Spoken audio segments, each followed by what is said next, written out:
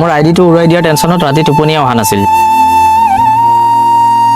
পিছতহে মনত পৰিল আইডিয়া ধমকিতে যদি আইডি উৰিলহেঁতেন তেন্তে ইনষ্টাগ্ৰামৰ মালিক মাৰ্ক জুকাৰবাৰ্গে কেতিয়াবাই দোকান বন্ধ কৰি দিলেহেঁতেন আৰু ইনষ্টাগ্ৰামৰ এডমিনবোৰে আজি চাকৰি এৰি ৰাস্তাত বাদাম বেচি থাকিলেহেঁতেন। নমস্কাৰ ৰাইজ, আপোনালোকে মোৰ আগৰ ভিডিঅ' এটা দেখিছিলে যে কেনেকৈ এজনী বাইদেৱে বয়ফ্ৰেণ্ডৰ লগত কাজিয়া কৰিবলৈ নাপায় ডিপ্ৰেশ্যনত ভুগিছিল।